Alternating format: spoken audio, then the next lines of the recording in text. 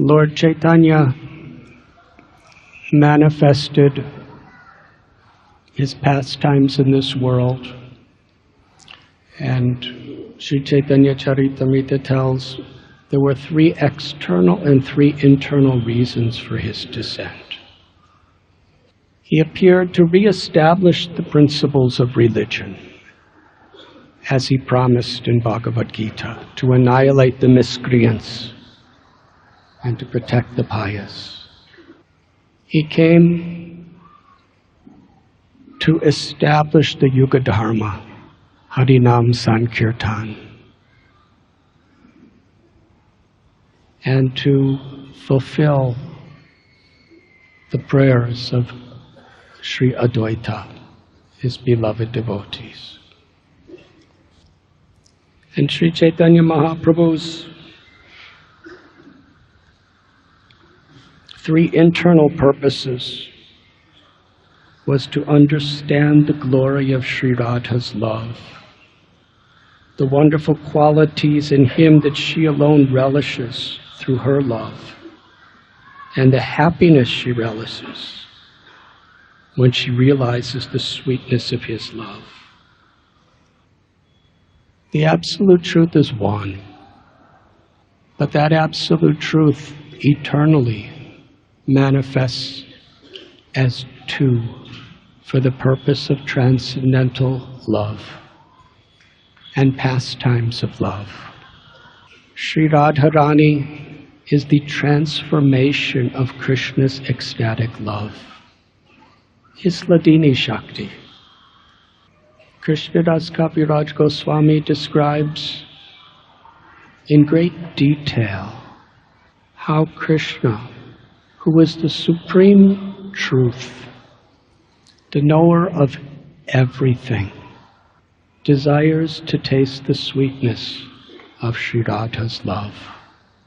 He explains himself that Sri Radha is Ashraya, she's the abode of love, and he is the Vishaya, the ultimate object of love.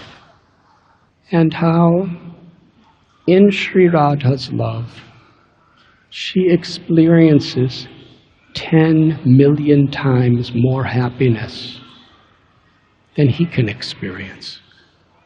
How Sri Radha's love for him is all-pervading, and there is absolutely no possible space for it to expand. But yet, at every moment, it is infinitely expanding. The gopis of Vrindavan, their love is completely pure, because there's no selfishness, there's no egoism. Everything, their bodies, their minds, their words, their lives, are for Krishna's pleasure. And even when they talk about their own happiness, it's only because Krishna becomes happy when he sees them happy.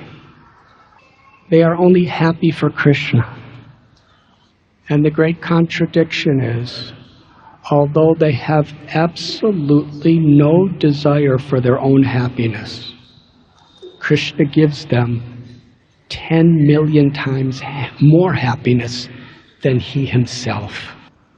And of all the gopis, Sri Radha is the source. She is foremost. Krishna tells that without Sri Radha, I can find no happiness from any of the gopis. Here in Vrindavan, there are many places that reveal this truth. There is Shringarvat. In the Ras Leela, Sri Krishna plays upon his flute, and all of the gopis, they detach themselves from everything, only for Krishna's happiness. And he danced with them. But simply to increase Krishna's love, Sri Radha left the Rasa Leela. And Krishna left everyone only for her. In this place called Sringarabat, on the bank of Yamuna, the Gopas, the cowherd boys, when they would play with Krishna, they would decorate him with flowers and different minerals and leaves and peacock feathers. But on this evening of the Rasa Leela, Sri Krishna found Srimati Radharani, and it was there that he decorated her. Krishna personally picked flowers, and he braided her hair, he decorated her hair. He personally got various different herbs and cosmetics and jewels to ornament her. Krishna becomes the servant of the love of his devotee. Krishna left the loving exchanges of all other devotees to offer such simple services for the pleasure of Sri Radha. At Imlital, when Sri Radha left Krishna and he was feeling great separation from her, he sat and he chanted her names, remembering her. And his beautiful dark complexion became golden as he was totally immersed in his love for her. And when Sri Radha came and saw him with that complexion, she asked him, "How is this?" And he explained that in the age of Kali, to taste the sweetness of your love, I will come in this golden complexion, your complexion.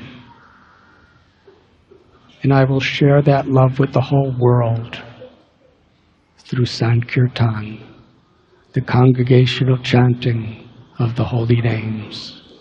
Hare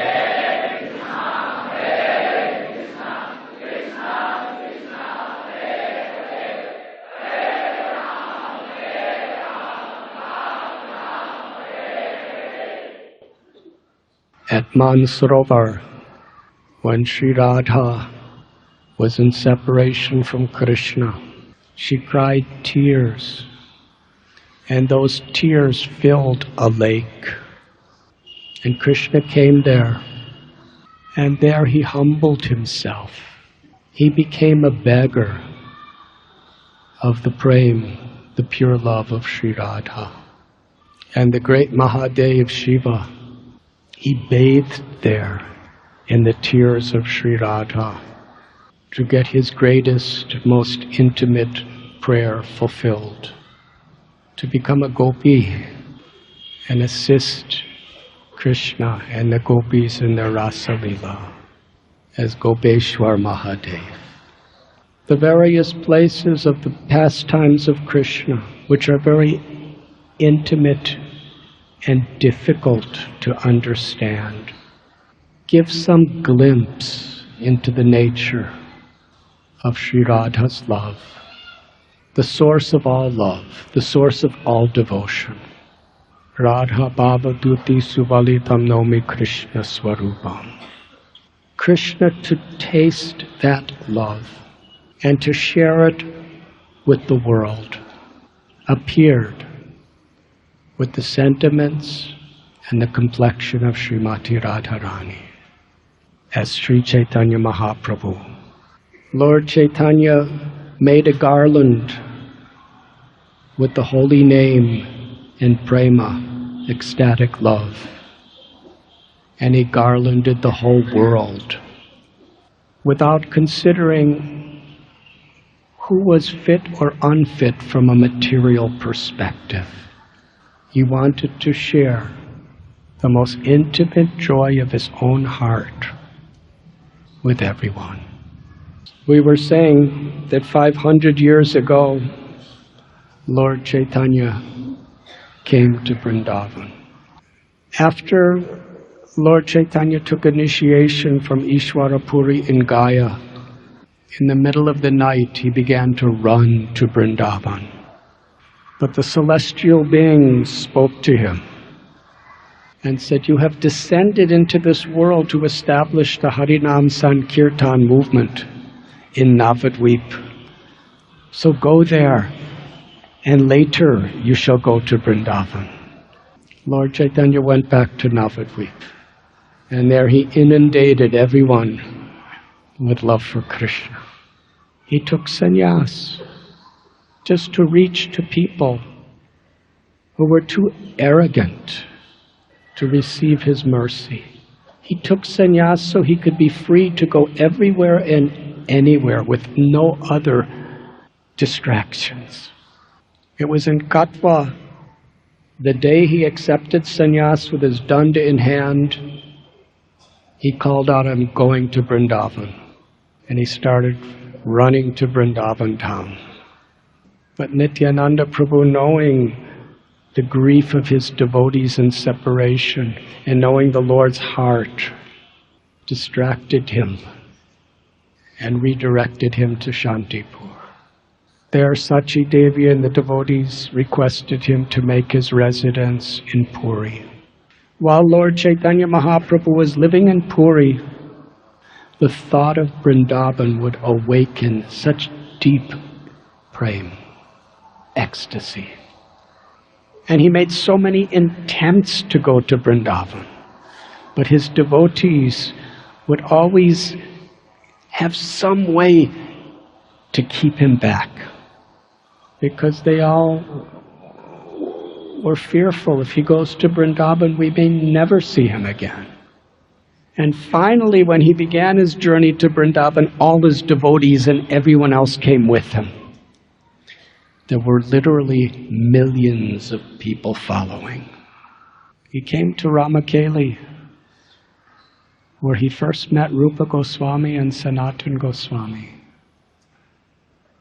And they told him, if you go to Vrindavan with so many millions of people,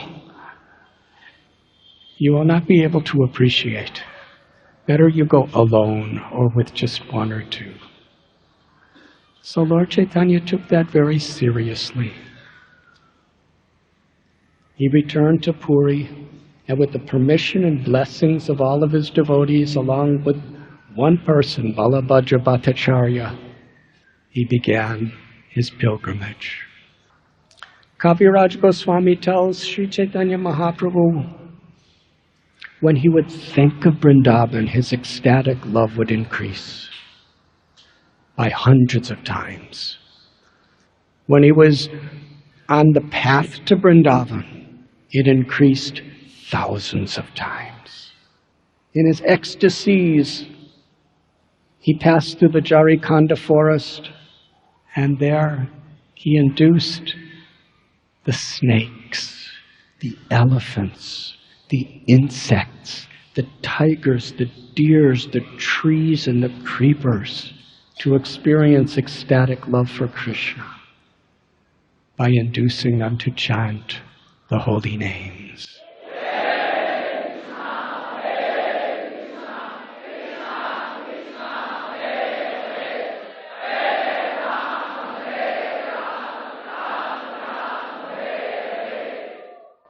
In a world where there is so much conflict, so much deep, ingrained animosity between people for so many reasons, Krishna taught us that whoever we are, if we sincerely become the servant of the servant of the servant and chant the holy names,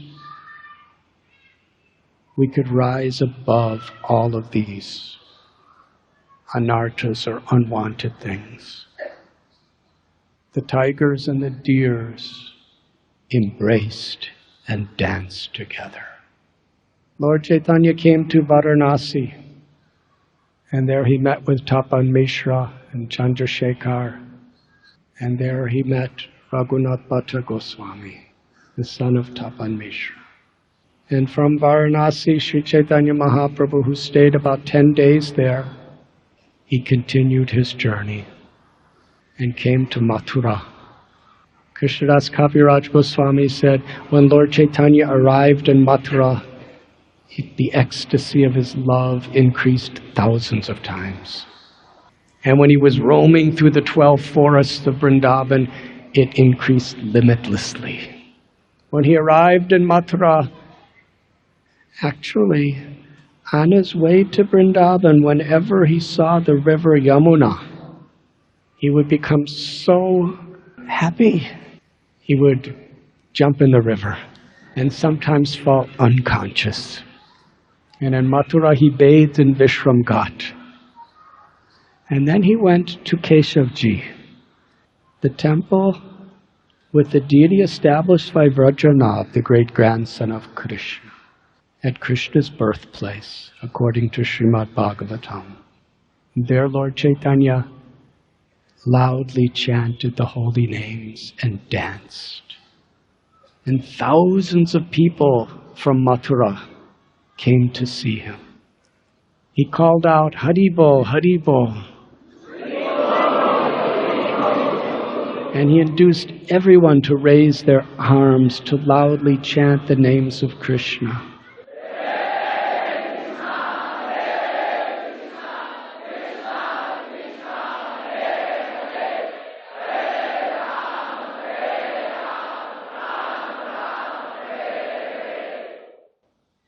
In that beautiful scene, one Brahmin came and offered his Dandavat pranams to Lord Caitanya.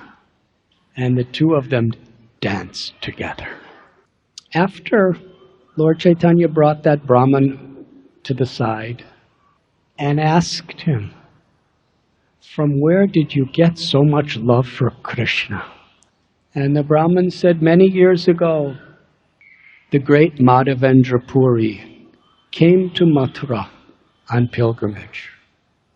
And there he showed great kindness to me. In fact, he stayed at my home, and I invited him for prasad, and he ate my prasad.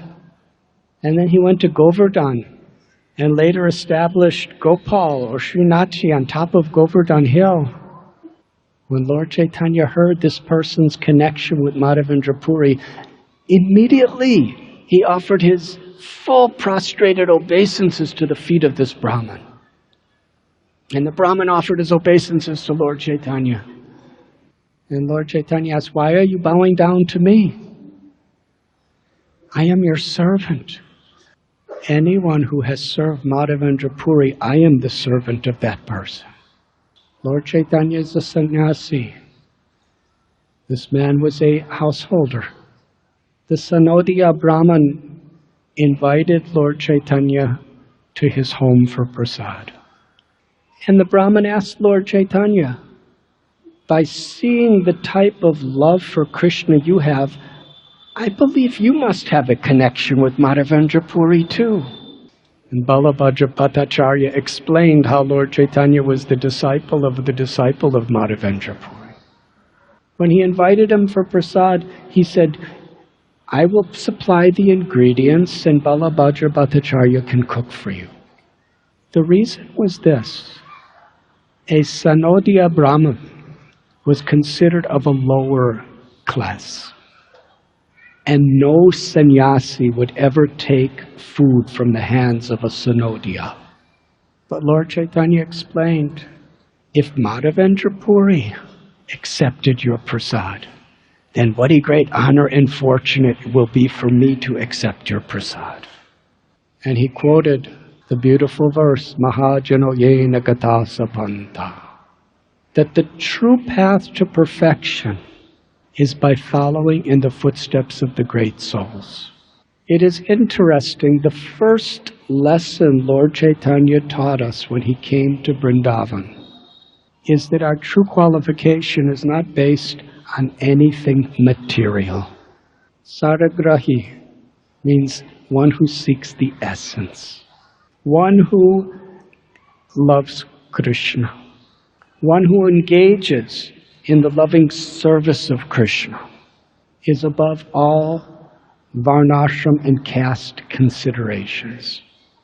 Lord Caitanya would often quote from the scriptures, Aho bata swapachoto gadiyam. If one sincerely chants the holy names of the Lord, even if such a person is born of a most sinful family, Chandala, one is fit to be a guru for the whole world. One who is the servant of a true Vaishnav is worshipable. It was there at Keshivji temple that Lord Chaitanya Maha Prabhu established this principle once again, Bhad Bhakta Puja Vyadika, that worship of a devotee is more pleasing to Krishna than worshipping of Krishna himself. You were listening to Radhanath Swami on devotionalnectar.com.